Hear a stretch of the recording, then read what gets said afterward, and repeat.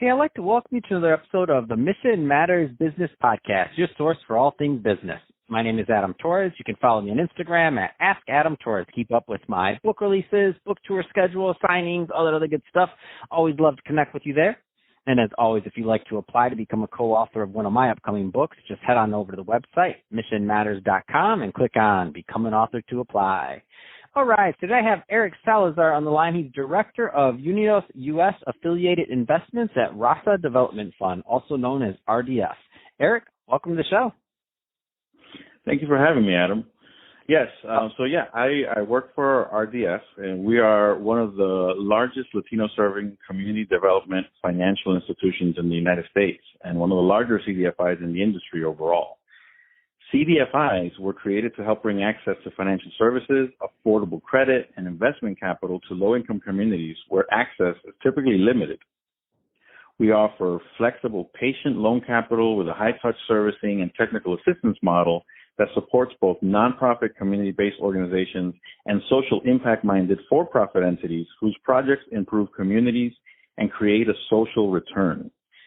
Since we began operations in 1999, RDF has approved nearly $900 million in community development investments in 27 states, helping borrowers leverage over $4 billion in projects in low-income communities, primarily in education, housing, healthcare, and social service sectors. What does this translate into? What's the impact? We're looking at 87,000 seats of classroom space, 59,000 affordable housing units, healthcare clinics with capacity to serve 280,000 patients per year, and over 133,000 clients served per year at community facilities. Man, that's awesome. That's absolutely amazing. And so let's go a little bit further into Rasa Development Fund. So tell us a little bit more about the fund overall and kind of its philosophy. So our philosophies are we're a mission-driven organization, right? And our drive is to help improve the financial conditions in poor communities across the United States. We serve underserved communities that, for the most part, are having issues accessing the financial mainstream and are left behind by a lot of the programs that are meant to prop us up and help us access the opportunity that the American dream holds for all of us.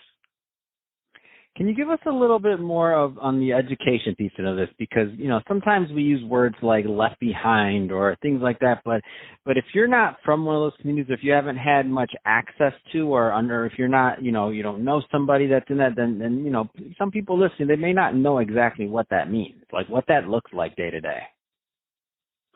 Yeah, so a lot of school systems are based on the students that are being served, and many count on families to be able to put something in towards the education of their children. And when you're living in a low income community and your tax base is lower than most, then you're not starting off on equal ground.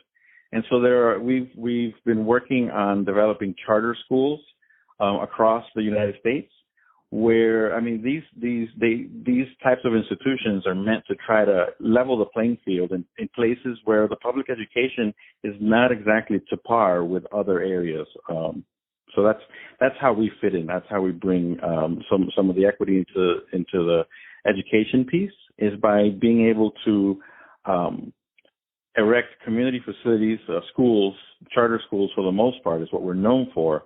And help these communities bring about stronger education into the poor communities that we serve. Can you talk a little bit more about just the geography-wise, just give everybody a feel for what areas you're working in? We're actually national. We're a national organization. We've got a strong point in Arizona, Seattle, Florida, Texas, New York, but we're nationwide. So we run the gamut as to where we try to focus our efforts. We do most of our work in predominantly Latino and minority communities where the need is most. What are some of the ways that people, so if there's people listening to this right now that may want to get involved, they may want to learn more. I mean, what are some of the opportunities out there for people to get involved and to learn more? So if you want to learn more about who we are, you can certainly go to our website. Our website is www.razafund.org. And essentially who we're looking to help is organizations, like I said, who are like-minded and mission-focused and are looking to create opportunities through these community facilities and schools, and that typically are having issues trying to get funding from your mainstream lenders. No, that's great. I love it. And so what's the best way for those type of organizations and or communities to reach out and to get that information to connect with your team? We have a link at our website at www.razafund.org, but we also you can also just email me directly at esalazar@razafund.org.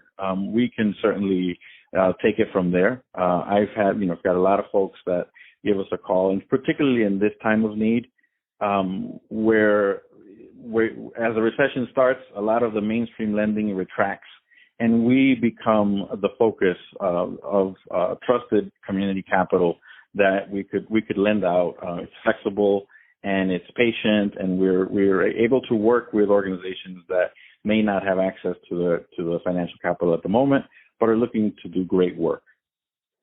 Man, that's awesome. I love it. I love the work you're doing. I love the mission behind it and how you're really making a difference in a meaningful and scalable way. I mean, really, it's a big impact you're doing. It's a lot of money, a lot of seats that you're really affecting yearly nationwide. That's amazing work. So, Eric, really appreciate you coming on the show today and sharing more about what you're doing over at Rasa Development Fund. And to the audience, as always, thank you for tuning in. Hope you got a lot of value out of this. If you did, don't forget to subscribe to the podcast, leave me a review on the Apple iTunes Store. And if you're watching this on our YouTube channel, Mission Matters Business, definitely give us a subscribe there, but also leave us some comments on the video. Love to know what kind of projects and things that you're working on. And Eric, thanks again for coming on the show.